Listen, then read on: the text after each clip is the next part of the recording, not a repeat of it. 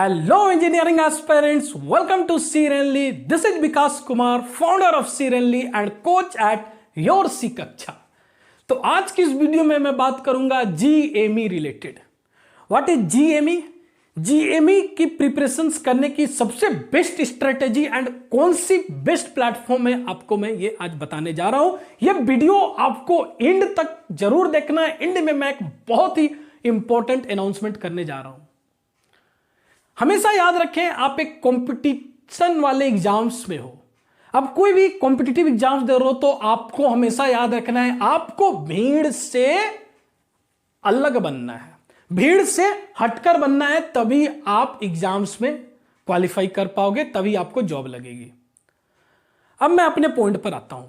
सबसे पहले GME, कौन कौन से कैंडिडेट GME एग्जाम्स के लिए अपीयर हो सकते हैं और GME कोर्स के लिए अपीयर हो सकते हैं रिलेटेड टू मैकेनिकल बैकग्राउंड। जो भी BTech in mechanical related subject से जिसने किया है वो GME एग्जाम्स दे सकता है, such as mechanical engineering, mechanical and production engineering, mechanical and automation engineering, automobile engineering. ये स्टूडेंट्स GME एग्जाम्स दे सकते हैं और GME कोर्स परस्यू कर सकते हैं।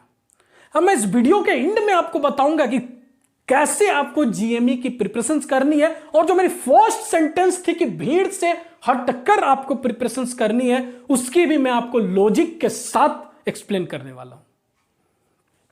तो सबसे पहले मैं आपको यह बताना चाहूंगा GME course, that is graduate marine engineering course.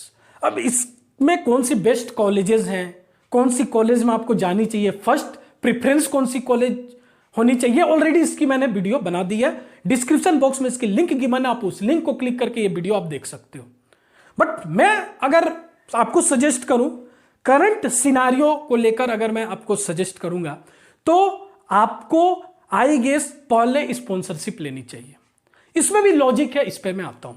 सबसे पहले आप खुद बताओ, आपने 4 साल मैकेनिकल इंजीनियरिंग किया, यानी मैकेनिकल और मैकेनिकल प्रोडक्शन, मैकेनिकल और ऑटोमेशन, जो भी है मैकेनिकल रिलेटेड फील्ड में आपने 4 साल अपनी इंजीनियरिंग को दिया, ठीक है।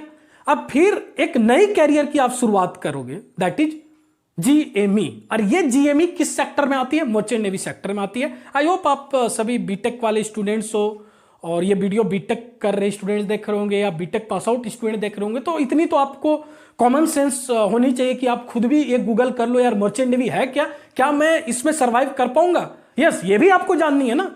पहला प्रेफरेंस तो ये होनी चाहिए कि यार क्या इस इंवायरमेंट में मैं सर्वाइव कर पाऊंगा, मेरे लिए इजी होगी। इजी तो किसी के लिए नहीं है, शिप की लाइफ थोड़ी टफ तो होती है नॉर्मल लाइफ से, बट स्टिल मैं आपको बोल रहा हूं, आप एक बार अपने स्तर से आप देख लो, ठीक है। गूगल करो, यूट्यूब में काफी वीडियोस है, लाइफ स्टाइल एंड ऑल। बहुत ज्यादा यूट्यूब के वीडियो को तो फॉलो मत करो और उन वीडियो पर विश्वास मत करो। जो रियलिटी है वो रियलिटी वाले चीजें ऑलरेडी जो सेलिंग कर रहे हैं इंजीनियर से पूछो, क्योंकि हो सकता है यूट्यूब वीडियो वो जहां मस्ती हो रही है वही वीडियो दिखाया जा रहा है आपको, एंड आपको लग रहा है यही लाइफ है। तो इस पे तो कभी और बात करते हैं। आज की मेरी वीडियो है GME की बेस्ट स्ट्रेटेजी क्या होनी चाहिए प्रिपरेशंस की। तो अपने 4 साल बीटेक करा, अब 4 साल के बाद अगर आप 1 ईयर GME कर रहे हो, ऑलरेडी आपने एक प्रोफेशन में 4 साल दिया, अब दूसरे प्रोफेशन चूज करो रिगार्डिंग मर्चेंट नेवी, उसमें आप फिर 1 ईयर दे रहे हो, फिर उसके बाद आप प्लेसमेंट के लिए स्ट्रगल कर रहे हो, तो क्या एक कोई लॉजिक बन रहा है? अगर आप 4 साल बाद कुछ और एक प्रोफेशनल कोर्स परस्यू कर रहे हो, तो जब आपके पास स्पॉन्सरशिप की ऑप्शन है, तो व्हाई नॉट स्पॉन्सरशिप फर्स्ट? जब आपके पास ऑलरेडी स्पॉन्सरशिप की ऑप्शन है, तो मेहनत करो, हार्ड वर्क करो, पहले स्पॉन्सरशिप लो। ये मैं आपको पर्सनली रिकमेंड करूंगा, क्योंकि मैंने कुछ ऐसे भी स्टूडेंट्स देखे हैं जो 4 साल बीटेक मैकेनिकल इंजीनियरिंग किया, ठीक है, उसके बाद 1 ईयर GME किया, फिर अगेन उसके बाद 2 इयर्स तक स्ट्रगल किया प्लेसमेंट के लिए, बिकॉज उनके पास स्पॉन्सरशिप नहीं था, रॉन्ग कॉलेज चूज किया, अब स्पॉन्सरशिप के लिए उसने स्ट्रगल किया, एंड एट लास्ट वो IT सेक्टर में जाकर सेटल हुआ। मैं ये बिल्कुल नहीं बोल रहा हूं IT सेक्टर्स अच्छी सेक्टर नहीं है, ऑफ कोर्स ये वर्ल्ड की सबसे फास्टेस्ट ग्रोइंग एंड टेक्नोलॉजी वाली सेक्टर है, इसमें कोई डाउट नहीं है। बट आप ये देखो कि आप IT सेक्टर क्यों ज्वाइन किए। ये आप बीटेक में भी तो कर सकते थे, बीटेक में भी तो आपकी कैंपस प्लेसमेंट में IT सेक्टर की कंपनी तो आती ही होगी, वहां पर आपने गेट सोचा and other related mechanical related job सोचा, आपने सोचा मुझे कोर ब्रांच में जानी है, तो आपने लास्टली जीएमई के बारे में आपको पता चल गया, जीएमई कोर्स के लिए आप रेडी हो गए। अब आपने एक डिसीजन आपने गलत लिया, कॉलेज रॉन्ग सेलेक्ट किया, जिसके चलते आप फिर से वही लूप पे आ रहे हो, फिर से आप आईटी सेक्टर में जा रहे हो या अदर थिंग्स कर रहे हो, या एजेंट्स के चक्कर में तो कभी मत फंसो। मैं आपको हाथ जोड़कर विनती कर रहा हूं, मर्चेंट नेवी में एजेंट, फ्रॉड एजेंट्स के चक्कर में कभी मत पड़ो। मेहनत कर लो, स्पॉन्सरशिप एग्जाम्स निकाल लो और आगे बढ़ो। आज की वीडियो में बात करूंगा बेस्ट स्ट्रेटेजी क्या होनी चाहिए जीएमई प्रिपरेशंस के लिए। एंड एंड में मैं आपको एक बहुत इंपॉर्टेंट अनाउंसमेंट करने जा रहा हूं, प्लीज वीडियो लास्ट तक देखें। तो सबसे पहले मैं स्ट्रेटेजी पे आता हूं। अगर आप जीएमई कोर्स करना चाहते हो और डिफरेंट शिपिंग कंपनीज के स्पॉन्सरशिप एग्जाम परस्यू करना चाहते हो, तो सबसे पहले एक बात आपको ध्यान में रखनी होगी। दो थिंग्स इंपॉर्टेंट है। First your communication skills, second technical. Technical में बहुत कंपटीशन है। ये कोई एग्जाम बहुत बड़ी गेट लेवल एग्जाम्स है नहीं, एग्जाम्स इजी होते हैं, सीट्स कम है। ऑलवेज रिमेंबर, सीट्स कम है। और मैं आपको एक पर्सनल रिकमेंड जरूर करूंगा, प्लीज इस बात को जरूर नोट करें। आपने बीटेक 4 ईयर ऑलरेडी आप कर चुके हो, कर रहे हो, तो आप खुद सोचो, मैं जो बोलूंगा उसके बाद वीडियो पॉज करके खुद 2 मिनट सोचना, क्या ये सही डिसीजन होगा। 4 साल आपने बीटेक किया, 1 साल फिर और कोई कॉलेज जाओगे और उस कॉलेज में फिर पढ़ाई करोगे एंड एट लास्ट स्ट्रगल करोगे प्लेसमेंट के लिए। तो काफी लोग ऐसे भी सिचुएशन से गुजरते हैं जो 4 ईयर बीटेक मैकेनिकल इंजीनियरिंग किया, मैकेनिकल प्रोडक्शन इंजीनियरिंग किया, आफ्टर दैट वो 1 ईयर जीएमई कॉलेज के लिए और कोर्स के लिए किसी कॉलेज में एडमिशन लिया। अब वो जब एडमिशन लिया तो वहां पर प्लेसमेंट में स्ट्रगल किया, प्लेसमेंट हो नहीं रही है, प्लेसमेंट्स नहीं हो रही है, पैसे वेस्ट हुए, एट लास्ट वो प्लेस्ड भी नहीं हुआ है एंड एट लास्टली उसे क्या करना पड़ रहा है, आईटी सेक्टर में जॉब कर रहा है। मैं ये नहीं बोल रहा हूं आईटी सेक्टर अच्छी सेक्टर नहीं है, one of the fastest growing sector in our world की सबसे फास्टेस्ट ग्रोइंग और ऑलरेडी ग्रो हो चुकी एक ऐसी सेक्टर है आईटी सेक्टर। बट आप खुद बताओ, ये अपॉर्चुनिटी तो आपको बीटेक में भी मिली थी ना। ये अपॉर्चुनिटी आप बीटेक के बाद 60-70,000 देकर आप कोचिंग्स परस्यू कर सकते थे ना आईटी सेक्टर्स की, वहां से आप जॉब ले सकते थे। बहुत सारे ऐसे प्लेसेस पे है लाइक हैदराबाद, बेंगलुरु, गेटिंग और नॉट। बट अगेन आप जीएमई कर रहे हो, 5-6 लाख इन्वेस्ट कर रहे हो, तो आपको स्पॉन्सरशिप पहले लेना है। यह बात दिमाग में बैठा लो भैया, मैं बोल रहा हूं आपको स्पॉन्सरशिप पहले लेना है। आप ऑलरेडी यार ग्रेजुएट हो, 4 साल अपनी पढ़ाई में निकाल दिए, अब आप रिस्क मत लो, अब आप सबसे पहले स्पॉन्सरशिप लो। तो अब स्पॉन्सरशिप की प्रिपरेशन कैसे करनी है। बहुत बड़ी एग्जाम नहीं होती है, लेकिन कंपटीशन ज्यादा है, रिक्वायरमेंट्स कम है, एप्लीकेंट्स धीरे धीरे टाइम टू टाइम बढ़ रहे हैं। क्यों बढ़ रहे हैं? क्योंकि अवेयरनेस बढ़ रही है। काफी सारे यूट्यूबर्स आ रहे हैं, बता रहे हैं जीएमई कोर्स है, मैकेनिकल इंजीनियरिंग के बाद एक ऐसी सेक्टर है, लोग जान रहे हैं, लोग फॉर्म भर रहे हैं, but most of the student failed हो रहा है, गेटिंग और नॉट। तो एक बेस्ट स्ट्रेटेजी की अगर मैं बात करूं, तो जब आप इंटरव्यू के लिए जाते हो तो सबसे बड़ी चीज होती है टेक्निकल थिंग्स। टेक्निकल आपकी अच्छी होनी चाहिए, कम्युनिकेशंस भी अच्छी होनी चाहिए। बट हाँ, मैं ये भी स्ट्रांगली एग्री करता हूं, अगर कम्युनिकेशन मैनेजेबल है, आप थिंग्स को डिलीवर कर पा रहे हो इजीली, सो दैट सामने वाला समझ जा रहा है आप क्या बोलना चाहते हो, तो दैट इज एक्सेप्टेबल। बट अगर टेक्निकली वीक है तो कुछ नहीं किया जा सकता है। तो टेक्निकल पर तो आपको बहुत फोकस करनी है। तो मैंने वीडियो के स्टार्टिंग में ही बोला था कि मैं आपको बेस्ट वे बताऊंगा, एंड बिलीव मी यह आपके लिए बेस्ट है। सी कक्षा में सीरियसली जीएमई एस्पायरेंट्स के लिए कोर्स लॉन्च किया है। और ये कोर्स जब आप कोर्स स्ट्रक्चर्स देखोगे, सी कक्षा आप गूगल में टाइप कर सकते हो, एक एलएमएस वेबसाइट की साइट आएगी, उस एलएमएस वेबसाइट में आप विजिट करो। इसके डिस्क्रिप्शन बॉक्स में भी मैंने नीचे लिंक गिवन है, दी हुई है, लिंक गिवन है।